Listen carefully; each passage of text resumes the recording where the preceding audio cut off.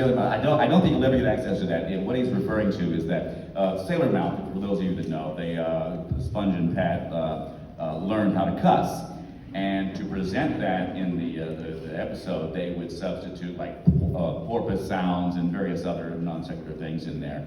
And it stood for cussing. Well, later on in the show, Krabs stubs his toe, and he goes off on his cussing binge. In real life, and I was sitting right in front of him, he was genuinely cussing. And so they record everything. Somewhere in Nickelodeon, there is Clancy Brown cussing us Blue Storm. Thank you so much. So, I know that, like, the classic SpongeBob and the SpongeBob today, like, they're very different in some ways. What are your favorite things about, like, both of those eras of SpongeBob? Yeah, a lot of people mention that pardon me, and it's very natural in a long-running show, things evolve. The animation goes a certain way, and then it explores this other area. We first started out, and a lot of people's favorite seasons are 1 through 3. And then in the middle of our show, and we admit this, we got kind of complacent. We're almost phoning it in. And so it got kind of a little bit boring, and then we changed animators and writers and even directors, and with the notion of let's go on a more extreme way. Well, the writers of our show came from the show Ren and Stimpy. This is one of my favorite cartoons ever.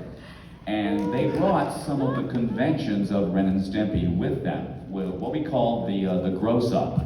When someone says something and they cut to a still frame that's an art card and he's really, really detailed and gross, and they call it gross-up. In fact, I have one on my table. And now they have liberated the animators to where if a character gets excited, his character distorts visually, and that's a Ren and Stimpy thing. And so we freed up the writers to just do what the most bizarre narratives and stories that they can come up with. And so right now, I think we're in a new, better age as far as freedom of both the creators of the show and the actors too. We have a wonderful way of recording our show that gives everybody what they want. We do like a couple of pages of the script as written by the writers. So if they get what they want, then we do a third take we call the crazy take. And we can ad-lib, we can do whatever we want. Sometimes we get a little off-color just for our own amusement. And a lot of times those improvs make their way into the show. So we get the freedom of doing what we want to do, and the writers get what they put on the page. So right now we're in a period of great freedom. Also with the spin-offs, we've got to create our characters a little bit younger. And Squidward is a camp counselor, so he's a teenager in Camp Coral. So every so often I'll give him a little bit of I'm the oldest one in the room, kind of an adolescent crack there.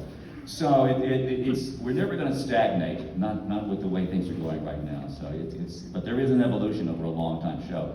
When we first started the show, I was very monotone. It was blah, blah, blah, blah, blah, blah. And then they started learning that I can do other things, like when SpongeBob discovers Mermaid Man's utility belt, and he zaps Squidward. And then he tries to keep zapping him to get him to come back to full size. And every time he does it, it's a more horrible thing, and I have to scream each time, a different type of scream. And that's when they learned I could scream. And ever since then, they make me scream every show. It's fun too. It's very therapeutic. I save a lot on psychiatry fees.